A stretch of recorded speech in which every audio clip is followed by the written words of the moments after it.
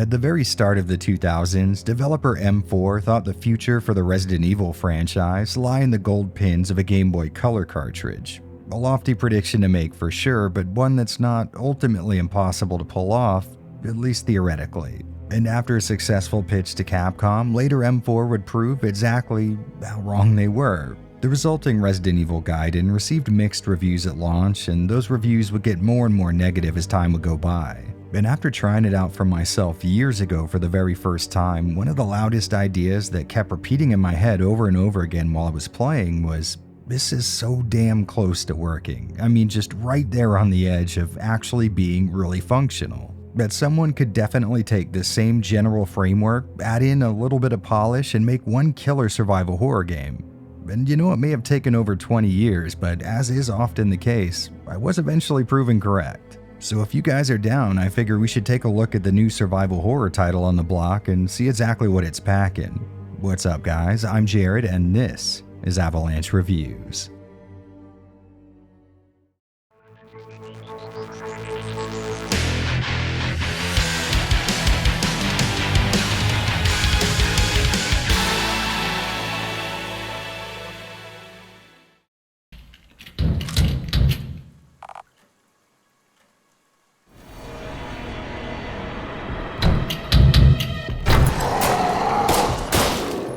You Will Die Here Tonight is the latest in a reassuringly fresh wave of new indie survival horror titles, and outside of that already unique pedigree, it's got some really eye-catching stuff going on under the hood. And speaking of which, typically in my videos I like to dedicate this section at the start to a game's development and some of the history behind it, but as I write this title has been officially released for about 2 days now, so I'm definitely lacking in stuff to talk about on that front. But I guess I can mention that this copy of You Will Die Here Tonight was provided to me by the game's developer, Spiralbound Interactive.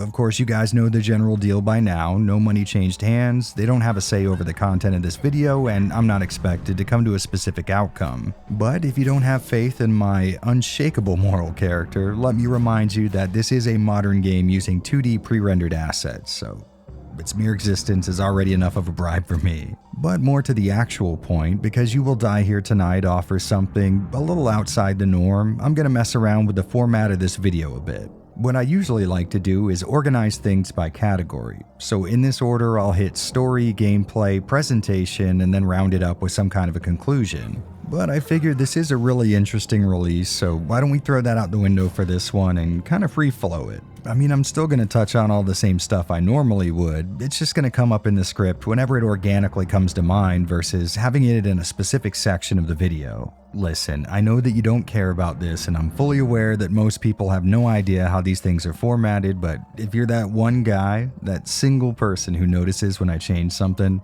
this one's for you. YWDHT starts off in a way you might be able to argue is actually a little more terrifying than fighting zombies, but first day at a new job. You take on the role of Dr. Catherine Olsen as she shows up for a new position with some kind of a small, tactical-looking military or SWAT outfit called Ares. The first few minutes of this intro are actually spent in relative mundanity as you explore your new headquarters, introduce yourself to the team, and get familiar with some of the mechanics you'll be needing to use when the real shit hits the fan. Mostly though, Catherine's just going to be forming little catty first impressions of everyone on the team after she's talked to them, making this incredibly accurate to its real-life analog actually. As we get the scoop around the office and check out some relevant files, we find out that Catherine here isn't a cop or a military badass, but instead a civilian researcher who specializes in stuff like biological weapons. There seems to be a bit of friction with the idea of a civilian making it onto the team, but even more with the fact that this wasn't even an Ares move. She seems to have been put here by people ranking way higher than the unit leader, and even he isn't allowed to know why.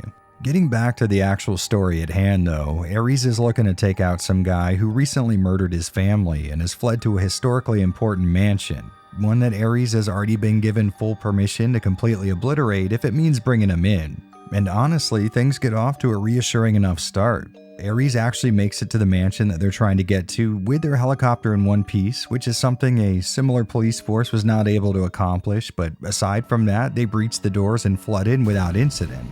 Well, There's no incident during the brief few seconds while they're breaching the doors, I guess. As they're all standing there in the hallway, they realize no one's home, and before anyone gets a chance to have more than a single thought on the matter, a ghostly apparition appears and an eerie light causes everybody to hit the ground.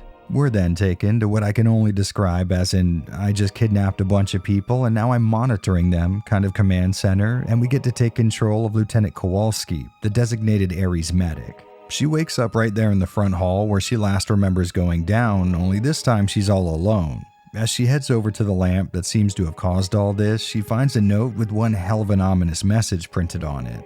It says, "You will die here tonight, but anything you find might help the others survive." Moving forward from there, things take on a very haunted house ride kind of feel. As Kowalski walks around, doors keep opening for her as if to lead her down a specific path, kind of like she's being messed with. Down one of the mansion's many creepy hallways, Kowalski finds Monroe, the guy Ares was sent here to take out in the first place. Only it looks like someone's beat them to the punch, and before she gets a chance to wonder who, a zombie busts through the door and subsequently gets his cap peeled back.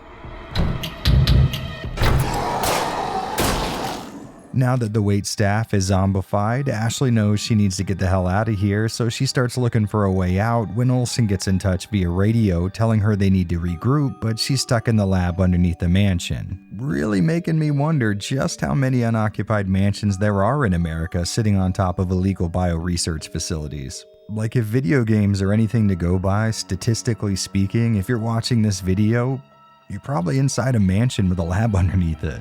Well, anyways, Kowalski proceeds to make her way to the lab when she comes across Monroe again, only this time, he's a little more lively than before. And much like every single microsecond of this game outside of the title screen, you can die here, causing it to load in the next Ares member until you make it to the next sequence. Which is a formula you're going to want to familiarize yourself with very quick, because it is a large part of how this game is played. Before you meet up with Olsen though, you have a chance to explore your surroundings a bit, and I recommend you take it, because this had me drooling for the gameplay to come. I kept coming across these locked doors, obvious puzzles, and clear shortcuts. It was like walking by a huge dinner spread before you can actually sit down to eat it. Just a nice little visual taste to whet the appetite, as it were. But we do eventually make it to Olsen, who is, not the kind-hearted person you may have been led to believe at first.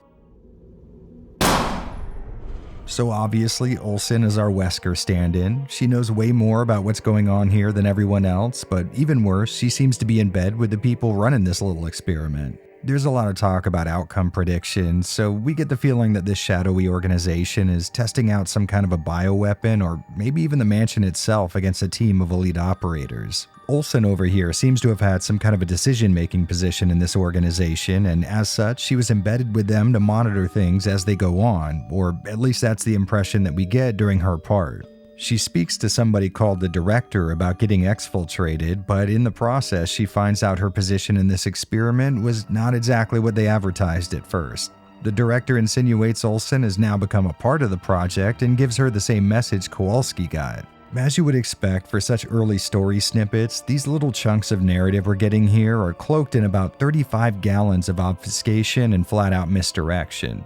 There's a lot of shady stuff going on in this mansion, and it goes even deeper than you might have originally thought when the game started obviously hinting that Olsen was some kind of a mole. But speaking of the good doctor, she is convinced that the higher-ups aren't hanging her out to dry, but just orchestrating some kind of a strange scenario where she'd have to prove herself worthy of a promotion or something, I don't know. Regardless of why, she decides to play along, and because of her previous knowledge of the threats that she's going to face and her elite level training, she's pretty confident she can make it out of this predicament and I guess just walk back to the office and get ready for work the next day. I'm not really sure what her plan is here. But regardless, the confidence that she had before will shortly be proven to have been misplaced.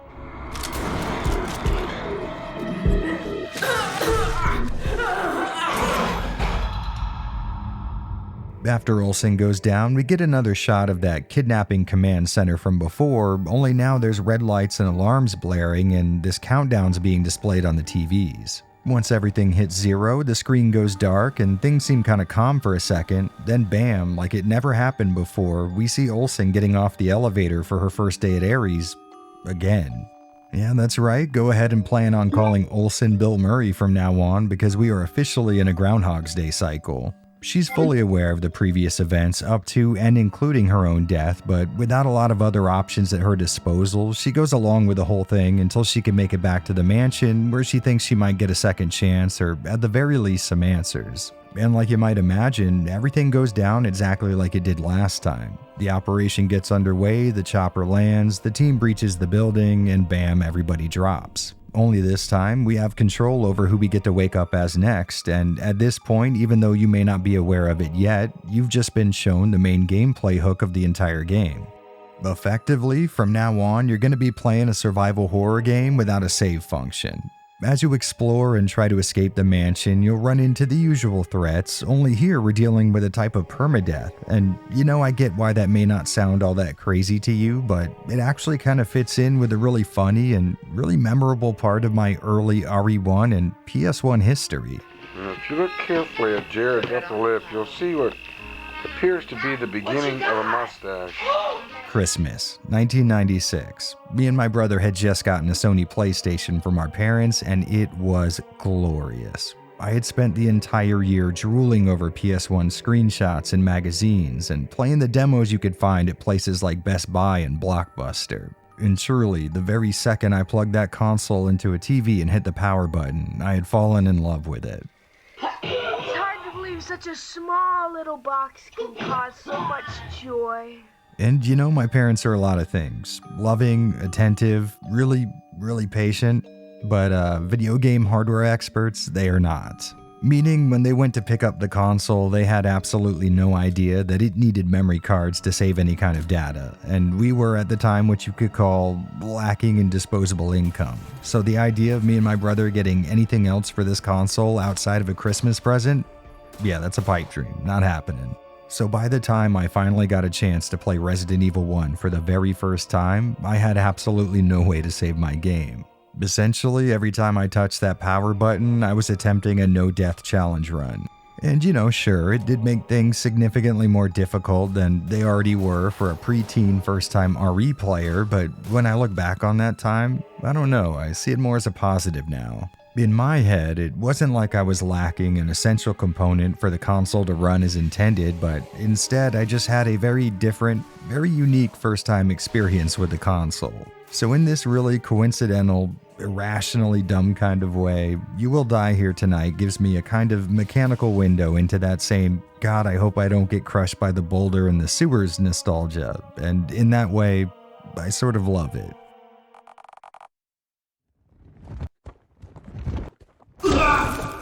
Alright, so what are the odds you guys remember when I was talking about a video game and not my entire early life's history?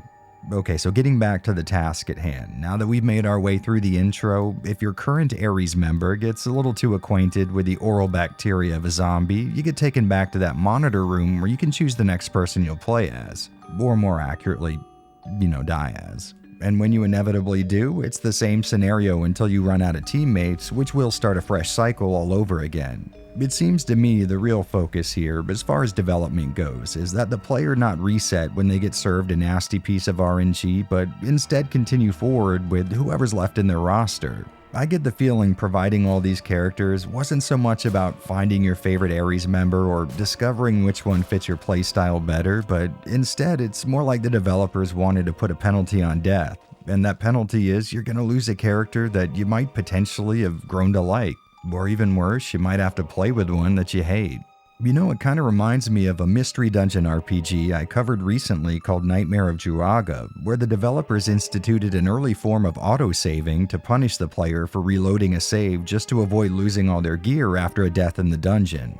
Oh, and this is going to be even more unrelated than the last thing, but in the day or so since I wrote that first part of the script, I was actually able to dig up a little bit of You Will Die Here Tonight's history and found a post on itch.io where Spiralbound shows off a very early version of the game, and it looks kind of amazing. It seems like early on they wanted enemies to be 2D, and I'm not exactly hating it. I mean, don't get me wrong, I prefer the current style with the 3D models and their amazing animations, but I would love to be able to play this version of the game at some point. Hey, but on the plus side, if you end up dying, puzzles don't reset after death, so if you figured out how to get a key item as one of the other guys but you end up dying, you won't have to come back and solve that same puzzle again. You just sort of wake up with that previously acquired item in your inventory. What doesn't though is the previous character's ammo and healing items. In order to get your hands on those, you're gonna have to find that person's corpse and take it out. It's a really interesting system that gives your average survival horror style these little arcade and roguelike flourishes, and it all makes the game feel deceptively fresh. I've played a lot of games that share some mechanics with You Will Die Here tonight, but I can swear to you right now I've never played any that puts them all together like this, and certainly they weren't implemented this well. Given its unique approach to progression, I imagine it won't surprise a lot of you to hear that this is a relatively difficult game. It's not exactly stingy with its healing items, but it is filled to the brim with traps and puzzles that can one-shot you if you mess them up, and sometimes this happens without warning.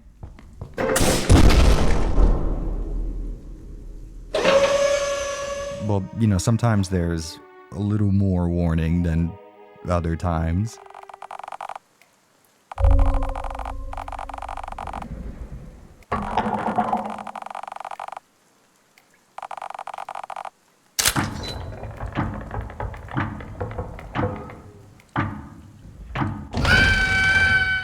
Now, normally a difficult game that goes out of its way to unfairly kill its player would be seen as a negative thing for very good reasons, but YWDHT is sort of built around these mechanics, and I think what makes it work so well is that death is both severely punished and kind of inconsequential.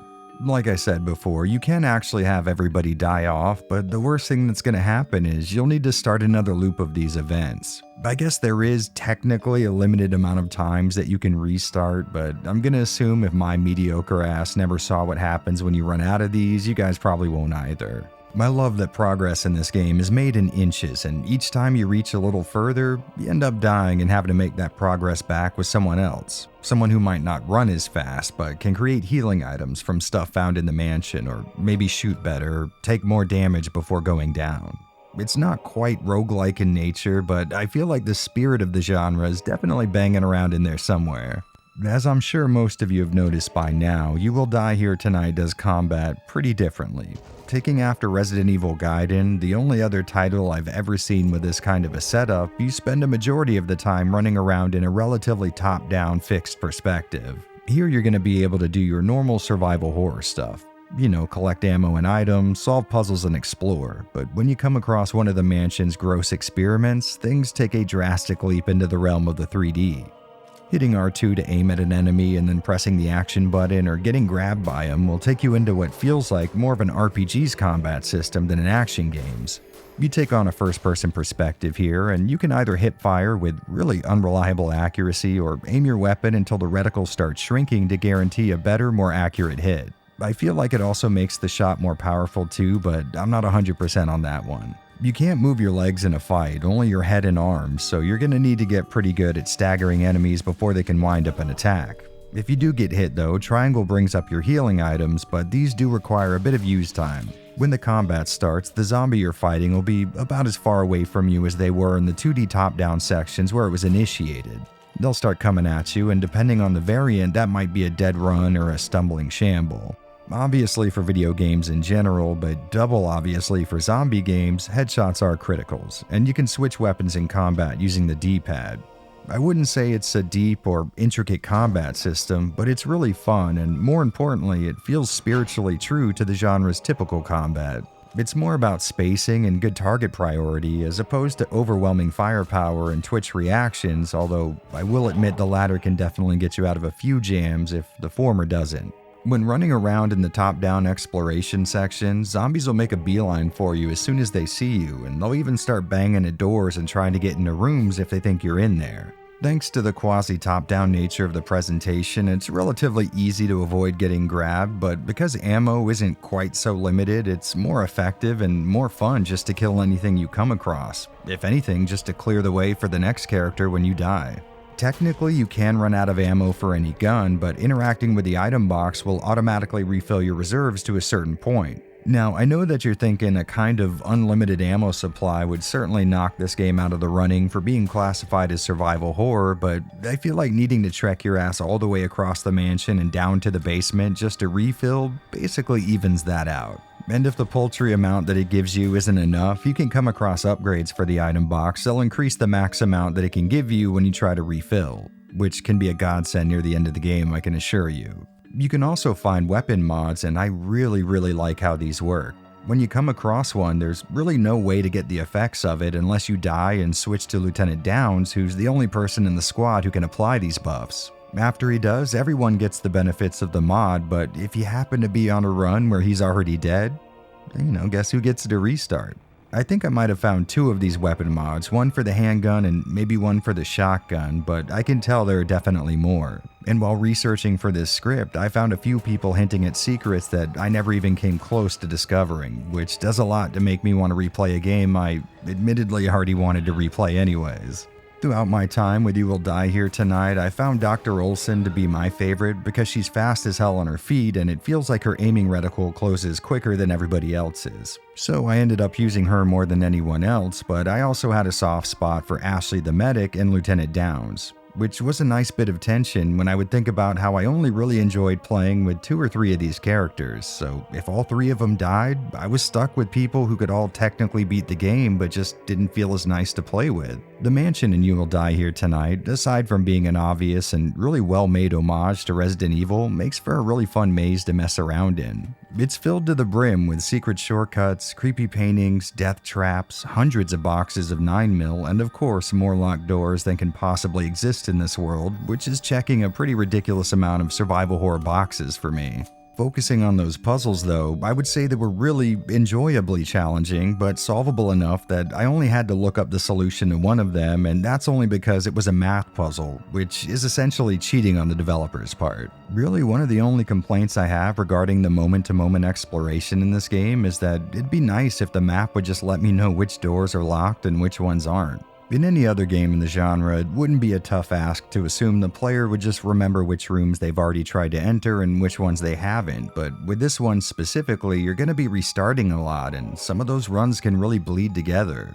For example, let's say I unlocked a room and entered it on one run, but all of my guys died and I had to restart. That room would still be shown on my map as being open and explored on the new run despite me needing a key for it, which really tripped up my most common strategy for these type of games, making a concise list of locked doors on the map and orienting myself based on what I've opened and what I haven't. Other than that, I just wish they'd let me walk around with the D-pad and select weapons with the analog stick. I know it sounds stupid, but there really is something in my brain that screams at me when I have to use an analog stick to move a 2D character around in a game like this. It's not really a massive issue, just one of those fly in the ointment things that I assume is only going to bother me and, maybe 4 other people maximum. On my first time clearing it, I managed a good 3.5–4 hours, and for a survival horror game, I'd say that's ideal. I know that nowadays a 4-hour runtime doesn't make the convincing argument that it used to, but for games like this, that's actually above the average. Of course, your mileage may vary depending on how familiar you are with the genre or how quick you get up to speed with this game's specific mechanics or how much you explore for secrets, but the important thing is it's going to be a very fun 3.5–4 hours. Anyways, getting back to the actual events of the game, as we continue throwing Special Forces bodies at the whole escape the evil mansion thing, we eventually uncover a further twist for what's going on here, but getting into that means wading chest deep into the realm of spoilers, and this is a game I think benefits from a few aha moments on the player's part. So with that in mind, do me a favor and skip to the timestamp in the description or past the chapter marked spoilers if you haven't checked this game out for yourself. Sound good? Alright, I'll see you on the other side. Okay, so it's just us guys who are cool with spoilers in here, right? Alright, so this entire time we've been following the instructions of someone Olson calls the director, but prefers the title KRKN. Maybe Kirkin? Kraken, perhaps. Anyways, he seems to be leading us out of the mansion, but I also get the feeling he might be interested in leading us through an obstacle course as well. And at this point, or possibly before, some of you might be wondering exactly how the game manages to square with the player the reality that each of these people keep dying but are somehow resurrected at the start of every loop. Well, the game finds a really interesting way to explain that, actually. A few hours into the game, I was able to make it to the escape chopper with Dr. Olson and managed to find a key to start it up, only to be met with a fate Truman Show-esque in nature.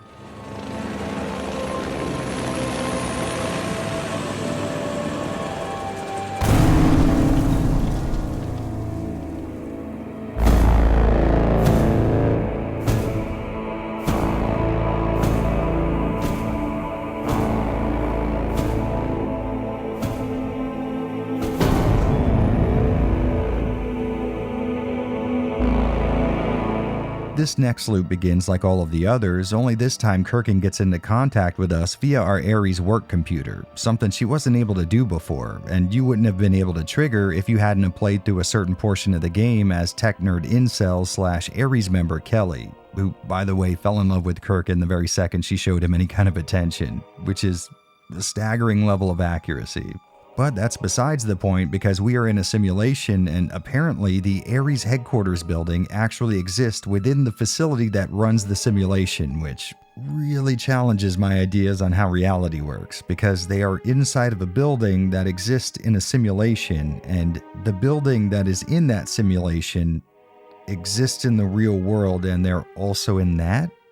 I don't get it. I don't understand how any of this works. But that doesn't really matter because I understand exactly what I have to do, and that's run around using items and snatching stuff around the office to cause a chain reaction of events that'll let me get my hands on some explosives and blow a hole in the building to escape. And more than anything, I gotta tell you, this section had me really excited. As I was intuiting what might come next, the items scattered around and dialogue from my coworkers let me know something like this might be coming. And I was stoked at the idea of running around and setting up this Rube Goldberg machine of distractions in order to proceed. But sadly, Kirkin basically just tells you exactly how to get it all done, which was really disappointing for me. I was super pumped on having to set this all up myself and figure out exactly what order things needed to happen, but he just told me exactly what to do and I did it. If anyone from Spiral Bound just happens to be listening right now, maybe think about having Kirkin just hint at what the player needs to do in this section. I feel like it'll make things way more engaging. Once we get the grenade launcher, the simulation tries to run some damage control and floods the place with gas, killing everyone in Ares except for you. And that means having to mow down your entire squad to make it out, which is a task that we are perfectly trained for by this point in the game. After making it into the facility that orchestrates all of this stuff, still kind of unclear whether or not that's inside the simulation or outside of it, but anyways, Olson finds out this was all a series of experiments set up to develop the perfect paramilitary force that could drop into a hot situation, receive heavy casualties, and be up and running with clone replacements within a day. Apparently, Kirkin is just the AI that they set up to automate this process, but somewhere down the line it became disillusioned with the project. Rounding the very last stretch, Olson comes face to face with herself, or rather what seems to be the herself that she was cloned from.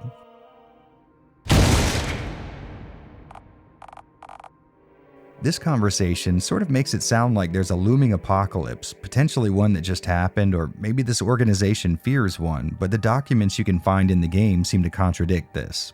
Of course, those documents are also inside the simulation, so who knows. Well, either way, we can explode a tyrant, which is always fun, and we finally get to the room where we can find the director.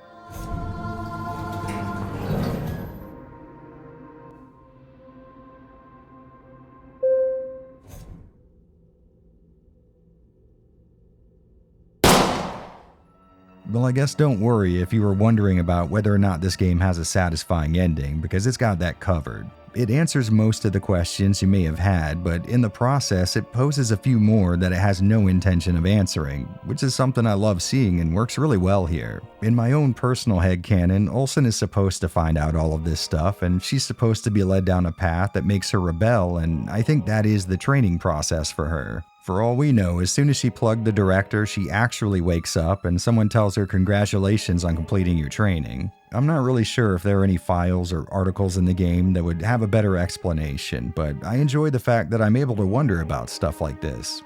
It's the kind of ending you sort of want for a small project. Things are explained to a relatively satisfying degree, but there's enough left unsaid that you could build up a really cool little secondary game world in your own head.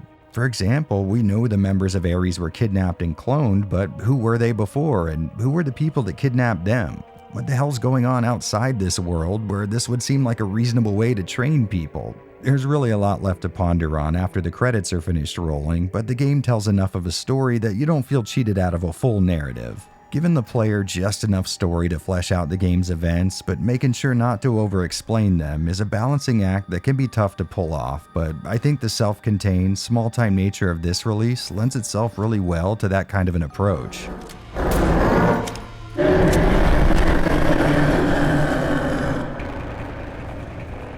Having already played You Will Die Here Tonight's demo on Steam before the game came out, I was expecting the developer's really cool approach to character writing, but what I wasn't expecting was for everything in the demo to turn out to be some kind of a theoretical vertical slice. I mean, essentially the demo is just that. It's a demonstration of what these guys wanted to put out and not necessarily a sneak peek at the finished game's events and how they were planned to play out. And speaking of those events, dialogue here does stray towards the hokey side of things, with characters showing what I would call obvious signs of a "you're not necessarily supposed to take all of this too seriously" approach to writing. It's kind of hard to explain, but I'm pretty sure this is the closest I've ever seen anyone walk right up to the line of being dumb without crossing over and actually doing it.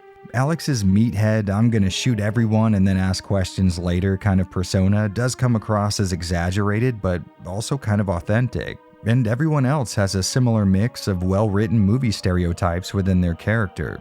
The chief is walking around with that big "I'm getting too old for this shit" and also "I'm retiring tomorrow, so wouldn't it be a shame if I died" kind of energy. The team's designated healer is an altruistic white mage ready to leap into action at a moment's notice if it means helping a fellow Ares trooper. Then you've got Sergeant Rodriguez over here, who is, well, there's no easy way to put this. I mean, he's just Hispanic Barry Burton. In fact, he's kind of an upgrade over the bearded ginger from Raccoon City, because Javier keeps a pair of brass on his desk in case a disagreement at the copy machine leads to someone needing to get pieced up around the office. And as you may have picked up on, that is something I can truly appreciate. Which, when you think about it, is actually a genius-level verbal transition, because I also really appreciate it when a developer makes a game that consists mostly of 2D pre-rendered assets. Using a technique that's fallen far out of favor by now, You Will Die Here Tonight's characters are 2D sprites made out of pre-rendered CG images, posed and rendered at a relatively high resolution, then downsampled to fit into what is essentially a retro game.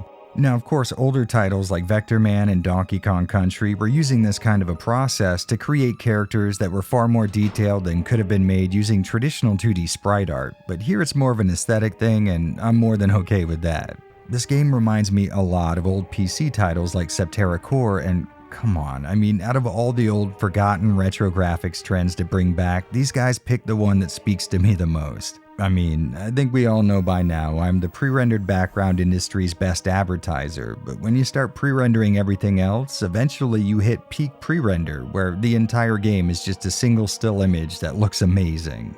I will say though, it would have been nice to be able to turn off the blurry filtering done to the character and enemy sprites. I mean, I'm right here with you guys, we are almost all the way there. Just the only thing this game needs to bring it over the line to spectacular are a few more sharp pixel edges on screen and we are good. On a slightly more realistic note though, I did notice a bit of judder in the game. A kind of choppiness that makes it seem like it's dropping frames. I tried slowing down the footage here so you guys can hopefully more easily see the stutter taking place without the added benefit of having a controller in your hands and being able to feel when things are off. And obviously, for a mostly 2D game running on a pretty damn good PC, finding performance issues would be worrying to say the least, so I brought up a few FPS and frame time tools, and there didn't seem to be any apparent slowdown caused by performance of any kind. Then I thought maybe it has something to do with me running the game at my monitor's refresh rate of 144 Hz, so I limited the game to just 60 FPS using Nvidia's control panel and still had the same issue. And so, even though I don't have any concrete stuff to point at, I think I may be able to hazard a guess here. Either the choppy nature of the 2D animation frames controls the forward movement of the camera and it's moving around as choppy as the animations are, or it could be this gnarly ass 16.5 millisecond frame time here. That is a lot of time in between frames, but to be fair, that might just be something typical to 2D game design. I'm not really sure. What I am sure about though is I had to actively think about ignoring it or it'd bother the hell out of me. That being said, I tend to be very sensitive to this kind of stuff, and if my comment section has taught me anything, it's that you guys do not care about frame rate and resolution quite as much as I do. So if you haven't noticed any issues with the footage you've been watching so far, I'd say you're going to be fine. And just in case I haven't made it clear, I do recommend you buy this game. You Will Die Here Tonight takes all of the elements of RE Gaiden that worked and mixes them around in a bowl made out of solid dialogue writing. At every corner, I was able to find evidence of a developer just going wild with the concept, which I always love. And if that's something you get into too, I can tell you it's very hard to play through this game and not pick up on that enthusiasm. You know, while doing a bit of research for this video, I was actually kind of surprised to find that this game didn't seem to be making the rounds in the usual survival horror friendly YouTube channels or Twitter accounts, and to be honest, I can't exactly blame anybody for that. There are just so many quality survival horror games coming out lately, with even more amazing projects in the works as I write these words. It's understandable that even a person who covers this kind of stuff might not hear about this one specifically. And that's more of a shame than usual, I would say, because this is a genuinely fun game. So let's consider this a bit of an advertising campaign for You Will Die Here Tonight. It takes balls to make a survival horror game in the modern market, full stop. But to then take that really hard path you've chosen and also decide the best way to represent the genre is by using mechanics from one of the worst examples of it you could conceivably find, man, that's something. So it's safe to say Spiralbound Interactive is an indie dev to keep your eyes on from here on out as far as I'm concerned. I'm not 100% if these guys are even going to want to return to horror when they start their next project, but I'm saying that if they do, they have what it takes to really shake things up. But hey, I guess that's enough making wild demands of independent game makers for one day, so here's hoping I run into you guys in the next one. But until then, I'm Jared.